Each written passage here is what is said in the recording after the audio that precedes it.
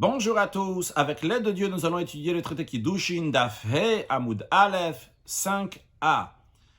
Dans les pages précédentes, la Gemara a déduit d'où on apprend dans la Torah des versets qu'une femme, on peut l'acheter avec Kesef ou avec Bia. Aujourd'hui, nous allons apprendre d'où on apprend qu'on peut faire l'acquisition d'une femme avec un shtar. Gemara, Minayin Shav Bishtar. D'où on sait que les Kiddushin peuvent être effectués même par un document. La Gemara répond, Vedinu, c'est une logique. Une logique, c'est un kalvachomer à faire ici. Un raisonnement par a fortiori, comment ça? Uma kesef shen motzi machnis. Si, déjà de l'argent, que l'argent, il ne peut pas faire le divorce, il ne peut pas faire sortir la femme. Pourtant, il a la force d'être machnis, de faire rentrer la femme. Alors, shtar shem motzi, le shtar, le document qui a une plus grande force que le kesef. Comment ça? En quoi il a une plus grande force? Parce qu'il est motzi, il a la possibilité de faire le divorce de la femme. Et inodin shem machnis, n'est-ce pas, plus votre raison, qui pourra faire rentrer la femme. C'est-à-dire que la Gemara, elle fait ici un kalvachomer, elle dit, si déjà, donc le shtar, que celui peut faire seul, le shtar, le kesef, pardon, il ne peut pas faire la sortie, et pourtant le shtar peut oui faire la sortie, alors c'est sûr et certain que le shtar pourra faire aussi l'entrée, il aura aussi cette force-là de faire rentrer la femme. Donc, d'après ça, on apprend par un kalvachomer.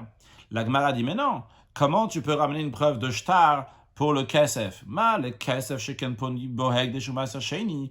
Le kesef, il a une particularité. Avec le kesef, on peut racheter des choses qui sont consacrées et le maaser sheni. Le hegdesh, si quelqu'un il a donné des choses au temple, eh bien, quelqu'un peut venir racheter ces choses-là du temple en donnant de l'argent. En ce qui concerne le maaser sheni, il y a certaines années dans lesquelles on doit prendre 10% de la récolte. Quand je dis certaines années, c'est basé, comme on l'a déjà appris dans le passé, dans Daf Bet Amud Bet, qu'il y a certaines années dans lesquelles on doit donner le maaser sheni, encore une fois 10% en plus du maaser rishon qui est donné au Lévi, et on doit aller le manger à Yerushalayim. Si quelqu'un ne veut pas prendre toute cette récolte-là, l'amener à Yerushalayim, eh bien il peut le racheter avec de l'argent, et après cet argent-là, il sera dépensé à Yerushalayim pour d'autres nourritures. Mais en tous les cas, ça doit être racheté avec de l'argent. Donc on voit que l'argent, il a une particularité que quoi? Que Podimbo Hek de Shumasa Sheni. Il a la possibilité de racheter des choses consacrées, le Maaser Sheni. Donc c'est peut-être pour ça que le Kesef, il a une particularité qu'il n'y a pas dans le shtar. Donc comment tu veux déduire de lui, tu veux en dire autant la même chose pour un document avec lequel on peut racheter des biens consacrés du Maaser Sheni. Peut-être le Kesef, lui, il a cette particularité de pouvoir faire l'acquisition d'une femme. Pourquoi? Parce que tu peux racheter le Hekdesh et le Maaser Sheni. Mais le shtar, tu peux pas faire le rachat de Hekdesh et Maaser Sheni. Dit-il, car il est écrit, Venatana Kesef et Kamlo, il donnera l'argent, il deviendra le sien. Et comme Rashi nous dit en haut à droite, un document avec lequel on ne peut pas racheter des choses consacrées. C'est-à-dire qu'il katav le gizbar, si quelqu'un il a écrit au trésorier du temple, shtar, il a écrit un document, almaot pidyon hekdesh, sur de l'argent, du rachat de quelque chose consacré. Il a dit, tiens, je te donnerai 100 euros, tiens, un billet, un chèque, un document, en hekdesh padouille. Cette chose consacrée n'est pas rachetée. Pourquoi? Parce que il y a besoin il y a besoin que ce soit de l'argent qui va être donné. Donc on voit que l'argent a une particularité. Elle peut racheter le Hekdesh Maaser Sheni. C'est peut-être la raison pour laquelle que l'argent a cette force-là aussi de faire l'acquisition d'une femme. Mais le shtar, le document, tu ne pourras pas déduire que lui peut faire l'acquisition d'une femme. Alors, en effet, la Gemara dit le kalvachomer a été refuté, donc on va amener un verset duquel on va apprendre qu'on peut faire l'acquisition d'une femme avec un shtar. Amaka, le verset dit Veyatsa ve'aita. Le verset parle là-bas, donc quand quelqu'un il va se marier avec une femme, etc. Il dit après Veyatsa, cette femme-là, elle est sortie elle a été divorcée de cette personne. Ve'aita, elle a été à quelqu'un d'autre, elle est partie se marier avec quelqu'un d'autre. C'est-à-dire que l'expression de Veyatsa, elle est sortie, c'est un divorce. Vehaita, c'est elle s'est mariée. Donc on a une Yetzia, une Havaya. Une Yetzia, une sortie, donc le divorce. La Havaya, littéralement, ça veut dire être à quelqu'un d'autre, qui dans le sens de mariage. En tous les cas, le fait que dans le même verset, on a l'expression de Yetsia et de Havaya, de sortir et d'être, donc de divorce et de mariage, eh bien on fait un hekesh, on fait une comparaison entre les deux choses qui sont dans le verset. On fait une comparaison entre le mariage et le divorce. Makisha Havaya Leitsia. On fait une comparaison entre le mariage, la Havaya, l'être, le fait d'être à quelqu'un, à la Yetsia, à la sortie et le divorce. Ma Yetsia Bishtar, de la même manière que la sortie, elle se fait par un document. Ça on sait. Comme Rachid ne dit pas, mais en tous les cas, donc, il y a écrit dans la Torah. Donc, Katav la Sefer Kritu, tu vas lui écrire. Donc, un acte de divorce. Donc, avec un document, on peut faire le divorce. De la même manière qu'avec un acte, avec un document, on peut faire la Yitzi à la sortie. Afavaya un ami bishtar, de la même manière aussi. Le fait d'être, le fait de se marier, les kiddushin aussi, peuvent être faits avec un document. Donc, on apprend de Yatsav Haïta, de la même manière que l'acte de divorce, c'est un document et il fait sortir. De la même manière aussi, la Havaya, le mariage, le Kiddushin peuvent être faits avec un shtar, avec un acte de divorce. D'où la réponse à la question qu'on a eue au début du cours, Minayin Shav Bishtar, d'où on sait que la femme peut être acquise même avec un document. La réponse, elle est parce qu'il y a écrit Veyatsta Vehaita, on fait ce hekeshta, cette comparaison. La Gemara demande, dit Ve'akishna miyetsi alavaya. Dans ces cas-là, si on fait une comparaison comme ça, eh bien, on n'a qu'à faire aussi une comparaison entre la sortie, donc le divorce, et la Havaya, le mariage. Ma Havaya Bekesev, la même manière que le mariage, le Kiddushin pour être plus précis, la même manière que la Havaya, le fait d'être, donc les Kiddushin sont faits avec du Kesef, avec de l'argent, Fietsia Bekes, de la manière aussi, la sortie, le divorce, il pourrait être accompli avec de l'argent aussi. Amarabaï, Abaï, non, on ne peut pas faire cette comparaison-là, de dire que de la même manière qu'une femme, on peut faire l'acquisition d'une femme avec de l'argent, de la même manière aussi le divorce va se faire à faire de l'argent. Pourquoi? Parce que Yom, ils diront, les gens vont dire, Kesef Machnis, Kesef Motzi, que l'argent fait rentrer une femme et l'argent fait sortir la femme aussi, ça nègre, il y a ces catégories. Est-ce qu'un défenseur peut devenir un accusateur? Le fait de se marier, c'est un défenseur, c'est quelque chose de positif, c'est quelque chose de bien qui est fait avec cet argent-là. Et cet même argent-là va faire donc un divorce. Ça ne veut pas être cette idée-là que ça nègre, il y a ces catégories, que le défenseur va devenir l'accusateur. Non, cet argent-là, on ne peut pas faire avec cet argent-là quelque chose de contradictoire. La Gemara demande, elle est d'accord sur le principe, mais elle dit dans ces cas-là, il y a Arishtarnam, et dans ces cas-là, on devrait dire la même chose aussi pour un document. Yom ou Shtar Motzi, Shtar Machnis, les gens vont dire, oh, un document fait sortir, un document fait rentrer, et elle est mekudesh, avec un, elle sort, elle est divorcée avec un shtar, avec un document, et de la même manière elle se marie avec un shtar. Les gens vont dire catégorie, c'est ça négor. Est-ce qu'un accusateur peut-il devenir un défenseur? Donc on a fait le get avec, maintenant on va faire le mariage avec. La Gemara dit non, c'est pas comparable l'argent avec le document. Pourquoi? Parce que le texte de ce document lui seul, et c'est le texte de document lui seul, c'est-à-dire il est distinct. Regarde dans chaque document qu'est-ce qui est écrit, comme Rashi nous explique, basé dans ce document Katuv Lashon Knisa, il est écrit une expression que la femme rentre de mariage avec la femme, il est écrit Ariat Mekudashatli. Par contre, Vezé, dans l'autre, dans celui des divorces, le Fourach Tachanetzi, là-bas c'est explicite qu'il s'agit donc d'une sortie d'un divorce, donc le shtar n'est pas le même, il est écrit donc des choses différents. Donc oui, il peut être utilisé à des objectifs opposés. Ces objectifs opposés, c'est vrai, c'est le document, mais dans ce qui est écrit dans le shtar, c'est différent. La Gemara demande, tu peux dire la même chose aussi pour l'argent. Hachanami, ici aussi, donc pour l'argent, on va faire le même raisonnement. On va dire, il casse pas le choud, il casse pas le choud. Cet argent a une destination donc pour faire un mariage. Cet argent, un mariage, le kiddushin pour être plus précis, on a dit, donc pour faire des kiddushin. Et l'autre argent, il est là pour faire un divorce. La Gemara dit non, on ne peut pas dire la même chose d'abord Rashi. Rashi l'explique plus. C'est pas juste que l'argent, elle est distinct, mais lorsqu'il donne l'argent, mais faresh, il explique. Almenat maonotno, quand il donne l'argent, il dit Ariat mekuda shetli, c'est pour se marier. Donc de la même manière aussi, s'il y avait un divorce avec de l'argent, il aurait dit bon, cet argent-là pour divorcer. La Gemara dit non, quand même dans l'argent c'est différent. Pourquoi? Parce que tivam yachadou, l'empreinte de la pièce, c'est la même pièce qui donne aussi bien pour les kiddushin et pour les gerushin, sifra des gerushin, sifra des divorces avec la pièce. Rashi chadou, qu'est-ce que ça veut dire que c'est la même pièce? Inon niskar betoro, dans la pièce c'est pas mentionné imleot, simleach, ni si cette pièce-là elle est faite pour renvoyer la femme ou bien faire rentrer la femme, pour la divorcer ou bien pour la marier. Par contre, dans le shtar, il est différent. Vrai que le document, ça c'est document, ça c'est document. Mais dans le document, quand tu lis le document, tu vois qu'est-ce qui est exprimé là-bas. Est-ce que c'est pour faire rentrer la femme, faire sortir la femme? C'est des kiddushim et des gerushin. Par contre, lorsqu'il s'agit de kesef, de l'argent, vrai que le mari va dire qu'il donne pour la faire rentrer ou il va dire qu'il donne pour la faire sortir si on pouvait faire des gerushin avec de l'argent. Mais dans la pièce elle-même, elle a la même empreinte, c'est exactement la même pièce. Et dans la pièce, tu ne pourras pas voir si la pièce elle est là pour faire des kiddushim et des gerushin. C'est la raison pour laquelle que kesef, on ne va pas faire des gerushin, donc un divorce, avec de l'argent. Donc ça, c'était l'explication de Abaye, qu'Abaye, donc il a expliqué qu'on ne peut pas prendre donc de l'argent pour faire rentrer et sortir la femme, uniquement pour la faire rentrer, pour pas que les gens ils vont dire que le défenseur devient un accusateur. C'est ce que Abaye nous avait expliqué. Rava Amar, Rava il donne une autre explication pourquoi on ne peut pas déduire que l'argent, elle fait un divorce. Il dit, parce qu'il y a un verset, Amarka, le verset dit Vechatavla, le verset il dit, il écrira pour elle un acte de divorce. D'où on apprend, Ravano dit, Biktiva mitgareshet, que la femme peut être divorcée donc par l'écriture, parce que c'est écrit, Ve'ena mitgareshet bekesef, elle ne pourra pas être divorcée par de l'argent.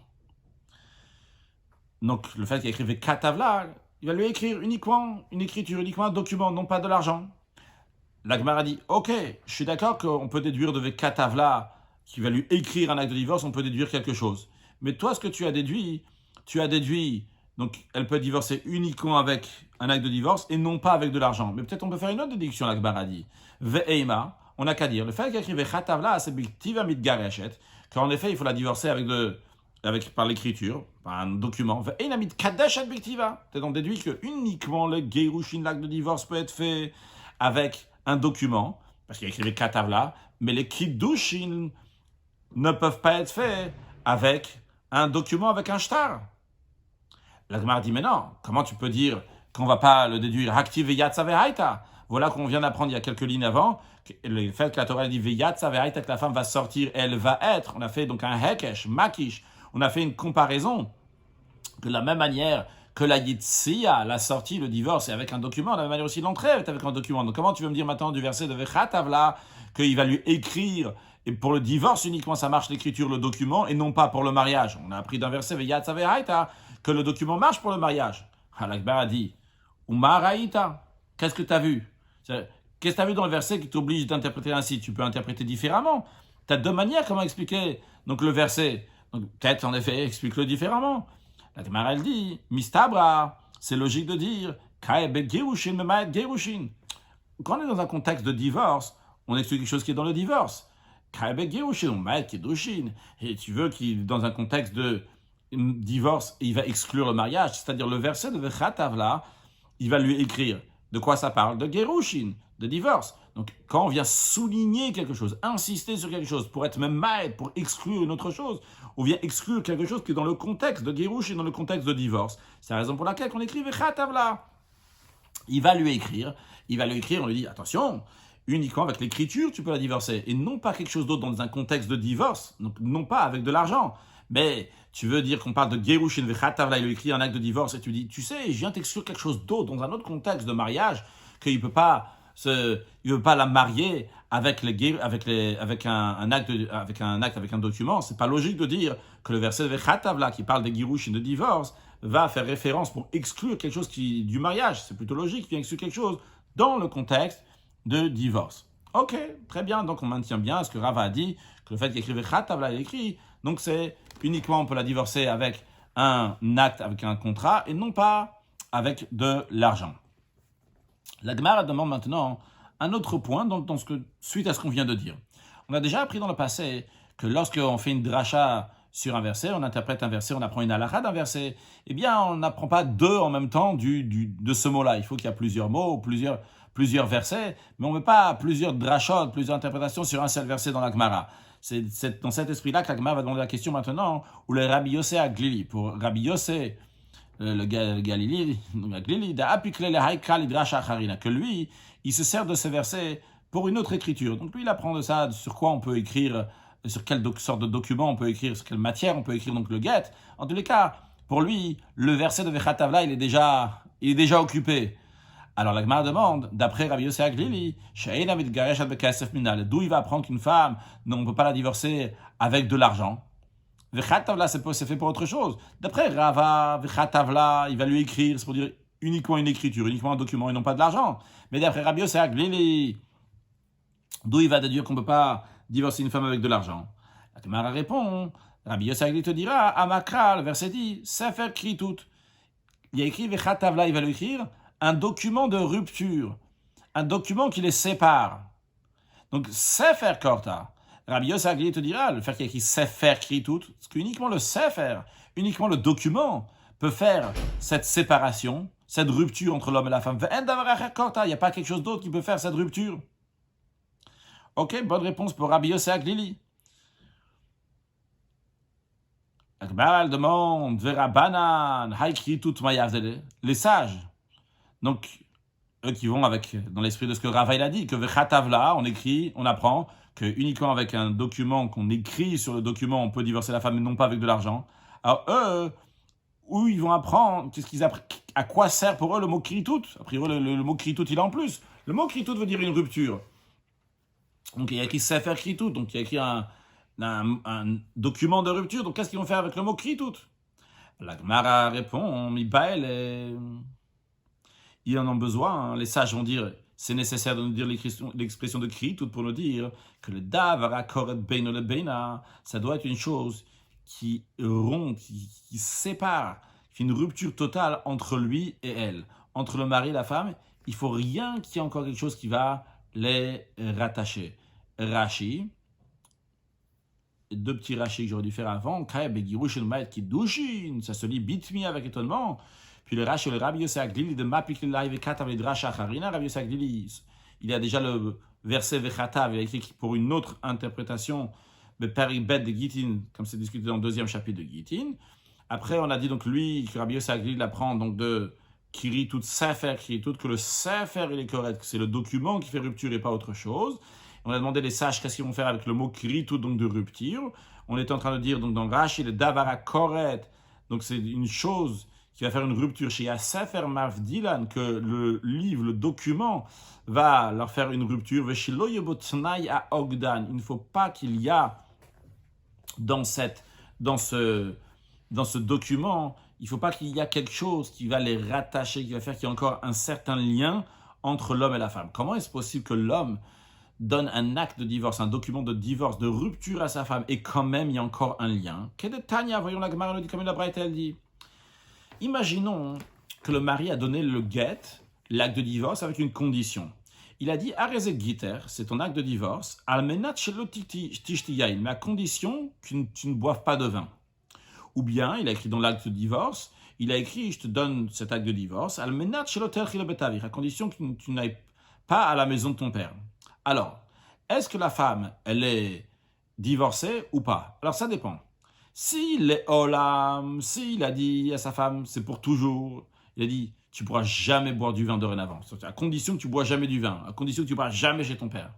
Dans ces cas-là, elles écrit toutes. Bien, la Braïta nous dit, dans ces cas-là, ce n'est pas considéré une kritout. Pourquoi? Rachid nous explique qu'elles écrit toutes chez Kol Yamea Inegedet Bo, parce que toute sa vie, elle est encore rattachée à son mari, le Kayem Tnaïze Mechamato, pour faire cette condition-là, à cause de son mari. Pourquoi elle ne boit plus de vin 50 ans plus tard? Parce que quand elle s'était divorcée il y a 50 ans, son mari lui avait dit de ne pas boire du vin. Et jusqu'à la fin de sa vie, pas juste 50 ans plus tard, c'est jusqu'à la fin de sa vie. Toute sa vie, elle ne pourra pas boire de vin. Toute sa vie, elle ne pourra pas aller à la maison de son père. Pourquoi? Parce qu'il y a écrit comme ça dans l'acte de divorce. Donc l'acte de divorce n'a pas fait une séparation. L'acte de divorce a fait maintenant un lien. Et ils sont encore liés d'une certaine manière, bien qu'ils sont divorcés. C'est la raison pour laquelle ce n'est pas une kritoute. En revanche, la Braïta nous dit, s'il lui a interdit donc de boire du vin ou d'aller chez son père, kol shloshim yom, pendant 30 jours, c'est-à-dire que c'est limité dans le temps, quelle que soit la limite du temps, l'exemple qu'il dit ici c'est 30 jours, dans ces cas-là, rezekritout, c'est oui considéré une rupture, comme Rachel nous explique rezekritout. Afilumiyal, même tout de suite. Dehit et kayem tnao, elle, cette femme-là qui a reçu l'acte de divorce, elle va accomplir donc la condition de ne pas boire de vin, on parle à la maison de son père. Veteler, elle va partir. Et donc elle quitte son mari. Parce que ces choses-là peuvent arriver donc à une avdala, à une séparation. Il peut oui avoir donc une séparation entre l'homme et la femme quand pendant 30 jours, elle n'ira pas. Ok, c'est 30 jours, c'est limité finalement. Donc finalement, après, ça sera un get. Donc c'est la raison pour laquelle que les sages disent qu'il y a besoin du mot kiritut pour nous dire que ce document-là doit faire un carré, doit faire une séparation, doit faire une rupture. Maintenant, la question va se demander sur Rabbi Yossé Aglili. D'où Rabbi Yossé Aglili apprend qu'il faut avoir une rupture qui soit totale. La Gemara répond, Rabbi Yossé Aglili, mi koret kiritut kanavkale. Il apprend ça du fait que la Torah a dit sefer kiritut. La Torah aurait pu dire sefer koret, un document qui est correct, qui fait une rupture. Pourquoi il dit kiritut? Le mot tav, il y a un tav ici qui est en plus, c'est kiritut. Le yud aussi qui est en plus, puis je vous écris correct. Donc le fait qu'il y a des lettres qui sont en plus, Rabbi Yossé Aglili te dit, on en déduit de là, comme Rashi nous dit, mi karet kiritut, d'avematz et lemir tav sefer koret. La Torah, on peut dire, un livre, un document qui fait rupture. Des mâches pas sefer korta, on aurait très bien compris qu'il s'agit donc d'un document qui va faire une rupture. Vers drasha chariti, donc l'autre drasha, d'où il apprend Rabbi Yossé Aglili que ça doit être une séparation totale, mitura de lishna. Donc parce qu'il y a un mot en plus, c'est-à-dire qu'il y a deux drashot qui fait Rabbi Yossé Aglili. Le premier drasha qu'il apprend, donc de kiritut, que ça doit être quelque chose donc qui sait faire korta, uniquement le livre peut faire la rupture. Et deuxièmement, il apprend aussi que ça doit être quelque chose qui les sépare totalement, parce qu'il y a lieu à faire deux drashot, koret et kiritut. Ce qui concerne Rabbanan, ils vont dire koret kiritut le mashmalo. Les sages ils vont te dire koret kiritut, il ne semble pas être une raison de pouvoir déduire encore une nouvelle règle de ça. Donc c'est la raison pour laquelle que les sages ils vont pas rajouter encore quelque chose, juste ils apprennent que ça doit être kiritut qui fait une séparation totale. Et donc pas qu'il n'y a pas de condition qui va rattacher la femme avec l'homme pour toute sa vie, et d'où ils apprennent que ça doit être uniquement le document pour faire la rupture, parce qu'il a écrit Katavla, il va lui écrire, donc pas d'autre chose. Contrairement à Rabbi Yossé Aglili, que lui il apprend Katavla, donc c'est dans le deuxième chapitre de Git, il apprend là-bas sur quoi sur quelle matière on peut faire le document de l'acte du divorce, le get, et de Kiritut il apprend, donc ça doit être quelque chose qui sépare. Ça doit être Sefer Korta, c'est uniquement le livre qui peut faire la rupture. Et de Koret Kiritut, le fait qu'il y a des lettres qui sont en plus, il apprend donc que ça doit être entièrement séparé entre l'homme et la femme. Donc il n'y a pas une condition dans le get qui va rattacher l'homme et la femme. Bien. Dans ce cours-là, surtout dans les cours précédents, on a vu que la Gemara, elle a essayé d'apprendre à chaque fois d'un Kal Vachomer, donc un raisonnement par a fortiori, apprendre, déduire qu'on peut faire l'acquisition d'une femme avec un kesef, avec shtar, avec bia. Et à chaque fois, on a dit, non, tu ne peux pas apprendre de l'un, tu ne peux pas apprendre de l'autre, parce que chacun d'eux, il est particulier. Ce que la Gemara maintenant va proposer, c'est de faire une déduction de ce qu'on appelle un tzad hashave. Un tzad hashave, c'est en regardant un point commun. Ici, la Gemara va dire, ne fais pas de déduction comme tu as fait jusqu'à présent par un kal vachomer, par raisonnement, par a fortiori, essayer de déduire une manière d'une autre manière. Quand on parle de manière ici, on parle de kesef, shtar et bia, de déduire de kesef de shtar, ou bien shtar de kesef, comme on a fait aujourd'hui, donc on a essayé de déduire le shtar de kesef, bia d'un autre. Non, ne fais pas comme ça, comme tu as fait jusqu'à présent. Ce qu'on va faire maintenant, c'est qu'on va faire pas chada mechada, non pas une déduction l'un de l'autre, mais chada bitarte, une déduction d'un de deux. Qu'est-ce que ça veut dire? On va par exemple, on va essayer de déduire kesef de shtar et bia. On va essayer de dire de shtar, de kesef et bia, etc. En tout cas, on va prendre un et on va le déduire de deux autres. Non pas comme on l'a fait jusqu'à présent, qu'on a pris un, on a dit, de celui-là, déduit un autre. On va dire, prends deux et déduis un. J'ai juste dit l'idée, on va le voir plus déjà dans le texte de la Gemara, Rashi, et encore plus dans la suite de la Gemara. La Gemara dit, chada mechada lo atia. Ok, c'est vrai, l'un, on ne peut pas déduire de l'autre. Donc on n'a pas réussi à déduire une manière de Kiddushin d'une autre manière de Kiddushin. Mais la Gemara propose, on n'a qu'à déduire une manière de faire des Kiddushin de deux autres manières. Voyons Rashi avant de développer. Etc. Rashi nous dit, ainsi la question, sa question. Le Tana d'avant, donc ce maître de la Mishnah d'avant des Braithot précédentes, qu'on a vu dans les cours précédents, des Parir Bekulu, qu'il a demandé à chaque fois on a ramené un verset, il a dit, Valodinu, on peut l'apprendre par un raisonnement par a fortiori. Vehadar, il a répondu, non, de l'Oatu Medina. Chaque fois, il a dit, non, tu peux l'apprendre par la logique, tu peux l'apprendre par raisonnement par a fortiori. Et il dit à chaque fois, et donc il y a besoin d'un verset Finalement, on a besoin d'un verset et pour Kesef, et pour Shtar, et pour Bia. À chaque fois, il y a besoin d'un verset. Alors la question que la Gemara demande, Rachid nous explique, Lamalika Bekulu. Pourquoi il y a besoin de versets dans tous? La question, elle n'est pas pourquoi il y a besoin d'un verset. La question est pourquoi il y a besoin d'un verset dans les trois, donc Kesef, Shtar et Bia. On pourrait économiser un des versets, avoir juste deux versets pour deux manières de faire les kiddushim, on va déduire la troisième. Et Rachid explique, bien que une manière de faire les kiddushim, on ne peut pas la déduire d'une autre manière, mais amen, déduit une manière de kiddushim de deux manières de kiddushim. Comment tu vas réussir à faire ça? Avec une règle, donc ce qu'on a trouvé dans le point commun qu'il y a entre toutes ces choses-là, chez Bahen qui sont dans eux, chez Konim Be'alma, qu'ils achètent en général. C'est-à-dire que et KSF, et Shtar, et Bia, on retrouve qu'ils peuvent faire une acquisition. Avec Konim Kan, ils voient qu'ils font l'acquisition ici. Afani Avit, non, pas le 3, il y en a deux, donc on va dire il y en a deux, voilà, on voit qu'en général ils font l'acquisition. Et aussi, ils font l'acquisition ici, c'est deux-là qu'on retrouve qu'en général, ils font des acquisitions en général dans la vie de tous les jours. Par exemple, Kesef et Shtar, ils font des acquisitions. Tu peux acheter des terrains avec, etc. Et on retrouve aussi que Kesef et Shtar peuvent faire une acquisition ici, dans les Kiddushin. À la fin, il y avait Shlishi. Je vais amener le troisième aussi. Parce qu'on retrouve tous, ils font des acquisitions par ailleurs. Donc, bien qu'ils font les trois, ils font des acquisitions par ailleurs. Or, et je trouve qu'il y en a deux qui font des acquisitions pour le mariage, pour les Kiddushin. Alors je vais dire, tu sais quoi, le troisième aussi pourra faire une acquisition de mariage. Comment ça? Rachid nous dit, Kesef ou Shtar koneba ma'ivriya. On retrouve que l'argent et le document font une acquisition dans une servante juive, qui dit le Kamal qu'on verra plus tard.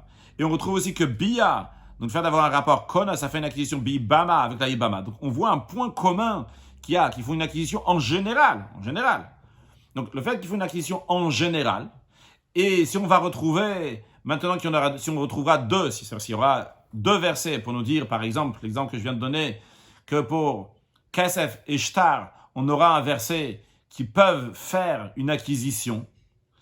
Alors, on va déduire aussi Bia qui pourra faire une acquisition. Je donne juste un exemple, il y aura d'autres exemples dans la Gemara. Mais le point commun, même à Tsin ou à Tzad HaShaveh, c'est quand on retrouve donc que on retrouve qu'il y en a trois, donc qui sont égales. Ah, on dit le point commun qui est dans eux, qui font une acquisition. Ah, voilà, il y en a deux ici qui font une acquisition dans tel et tel domaine aussi dans les Kiddushin. Donc, dans le troisième, je vais rajouter un troisième que lui aussi pourra faire une acquisition de Kiddushin. Je répète encore une fois, c'était pas assez clair.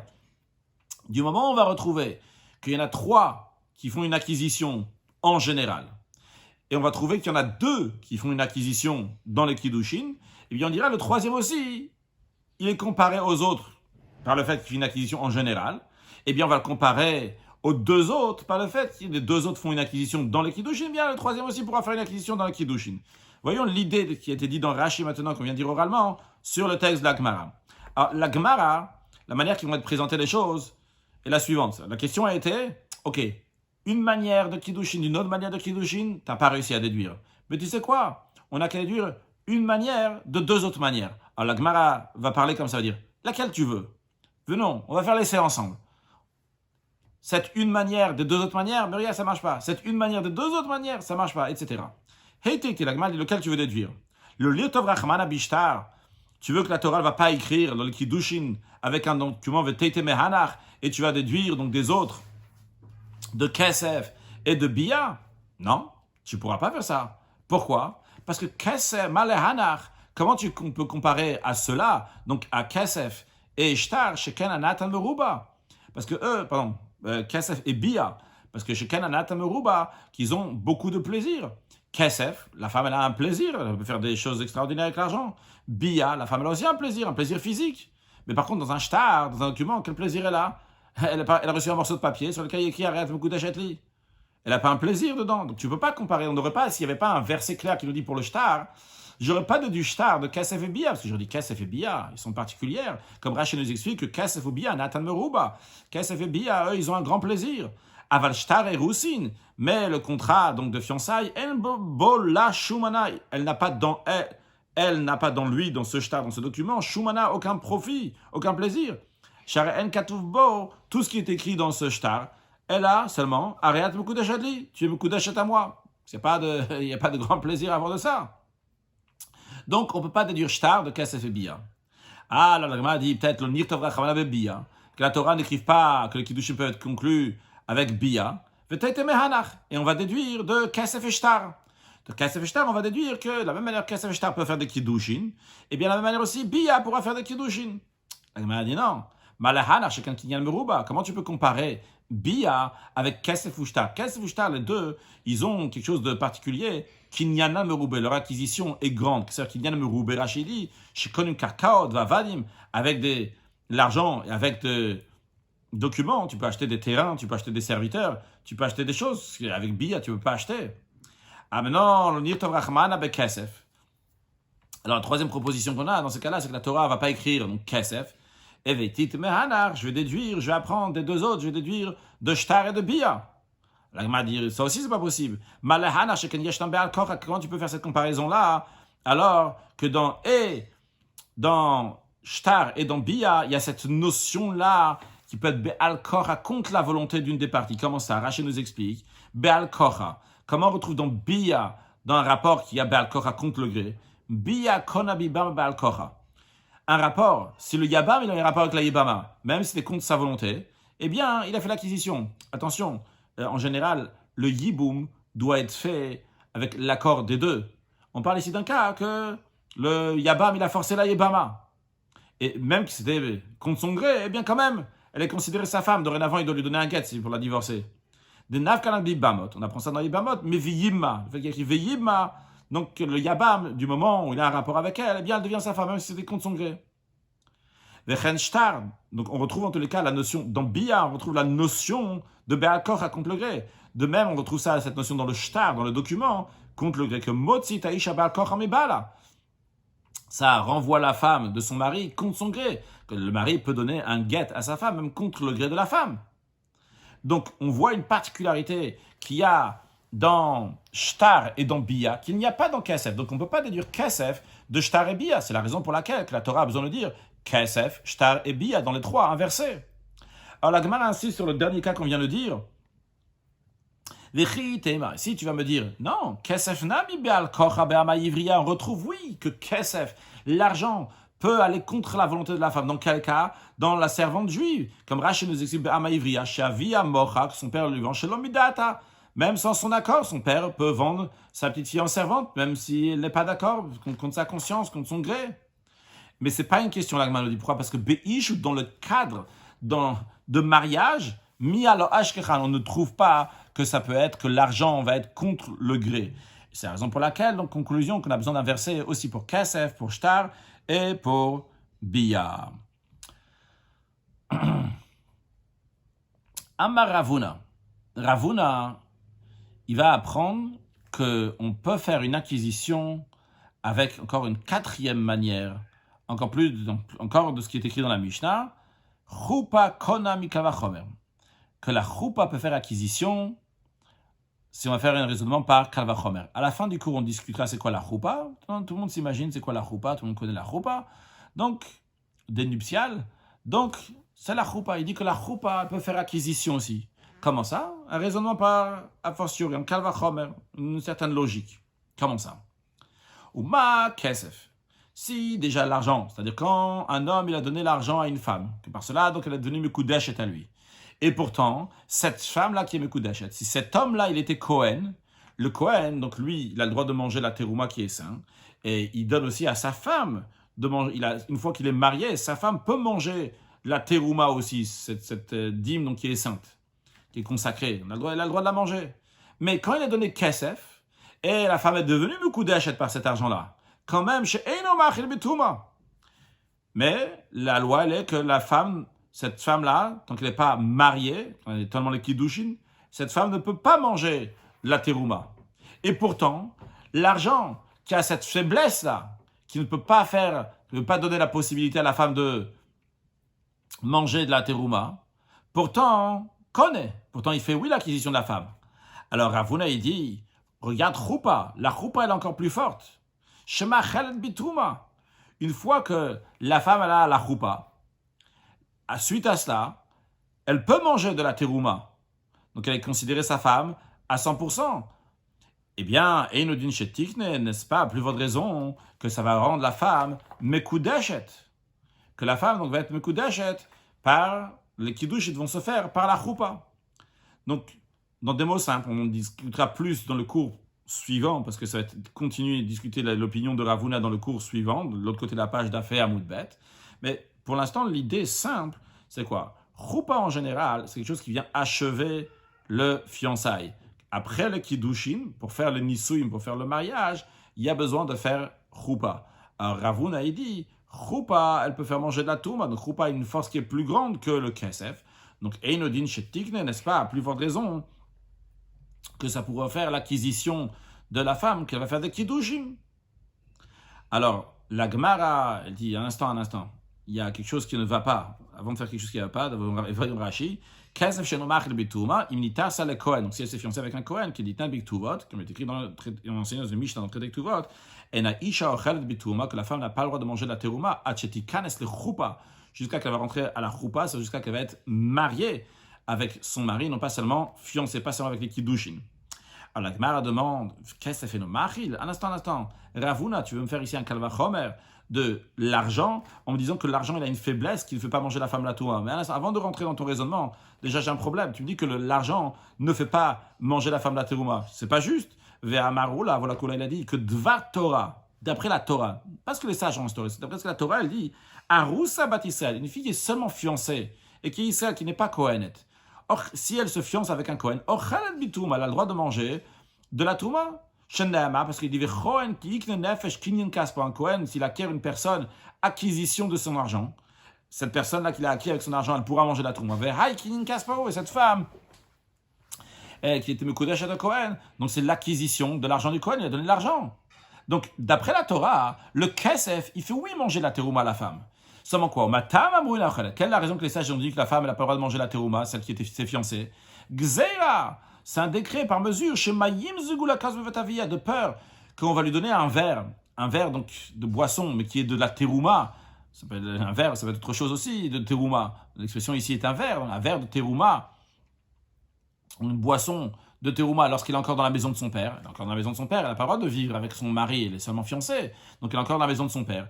Et d'après la Torah, elle pourrait oui manger la touma, et elle pourrait même quand elle est dans la maison de son père, mais on a peur qu'elle veut elle va le faire boire à ses frères et sœurs, que ses frères et sœurs ne sont pas co-animés, elles ne sont pas fiancés à un Kohen, donc ils n'ont pas le droit de le faire. Donc c'est la raison pour laquelle qu'elle n'a pas le droit de manger de la terouma. Mais d'après la Torah, comment Ravuna tu me dis que l'argent ne fait pas manger la terouma? Oui, bien sûr l'argent, si le mari a donné de l'argent à la femme pour les kiddushin, eh bien elle a le droit de manger de la terouma. C'est la raison pour laquelle que dans la suite on discutera encore plus longuement de l'opinion de Ravuna sur la choupa, que la choupa peut faire l'acquisition avec une autre forme de kalvachomer qu'on apprendra Bezat Hashem dans le cours suivant, conclure avec une halakha et un mot de chassidut.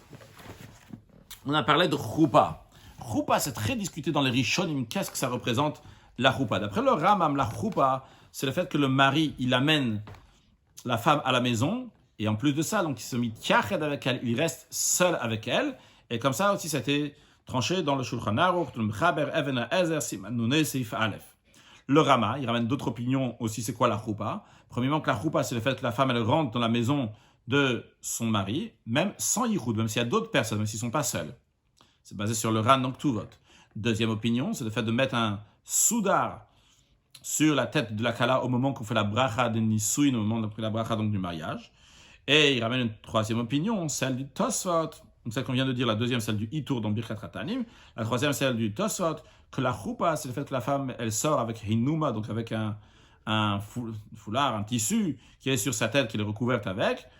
C'est d'ailleurs une coutume, un usage qui est fait uniquement pour les filles qui sont vierges, non pas pour ceux qui sont mariés comme une almana. Le Rama conclut que notre coutume, elle est d'appeler choupa, quoi, ce que vous avez pensé tout à l'heure.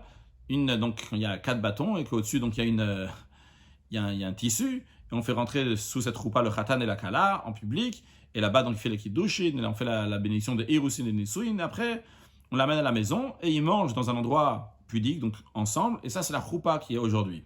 Concrètement parlant, aujourd'hui, les Ashkenazim, ils ont l'habitude de faire 3 choses pour la choupa, pour être qui d'après tous les chitotes.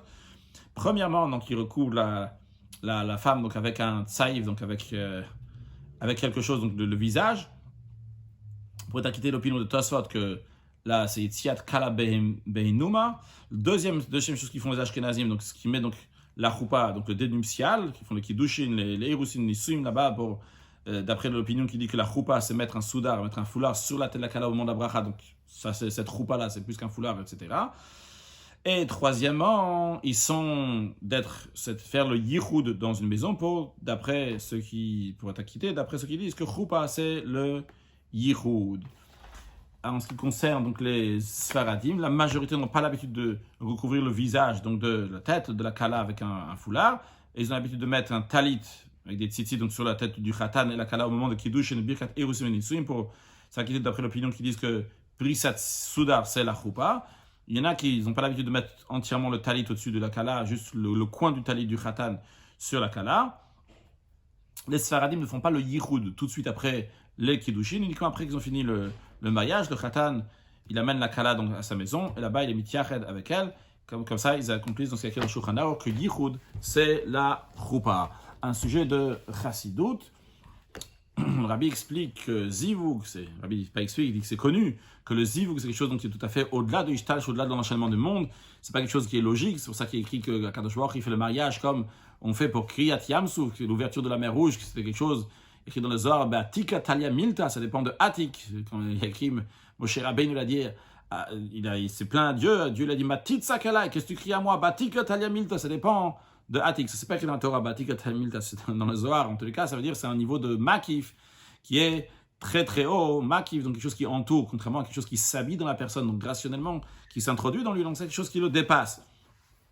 Et le Rabbi dit, c'est la raison pour laquelle qu'on retrouve dans les kiddush et dans le mariage, dans les nisuim, dans le mariage, qu'il y a plusieurs lignes de makif. Il y a la kala donc qui tourne autour du khatan, ça c'est le makif, qui correspond d'ailleurs à ce qui dans les temps futurs n'est kevat et sov gaver. Il y a aussi donc le khatan il donne donc une tabat, un anneau, l'anneau aussi donc il est rond, il y a une ligne de tabat, d'ailleurs il est écrit aussi dans Tikkun Ezor, Tikkun Trafalaf, il y a écrit à propos de la kala, tem kudash li betabat, le tabat particulièrement. Donc c'est quelque chose qui est rond. Et ces deux makifim-là, ces deux choses donc, qui entourent, où ils viennent, où est-ce qu'ils se font, sous la choupa. La choupa, c'est un makif klal et c'est un makif général sur le khatan et la kala en même temps. Donc le makif de bina, les zones pour zer anpin et nukva. Donc c'est la bina, c'est Kadosh Baruch qui met ce makif-là pour zer anpin et nukva, pour l'homme et la femme. Donc en tous les cas, on voit ici donc ce yichud-là, cette union qui est totale. Et qu'Akadosh Baruch fasse, que très prochainement, on voit ces nisuim-là, ce makif d'Akadosh Baruch, comme il se dévoile pour le mariage du peuple juif avec Akadosh Baruch Hu très prochainement avec la venue de Mashiach. Now, excellente journée.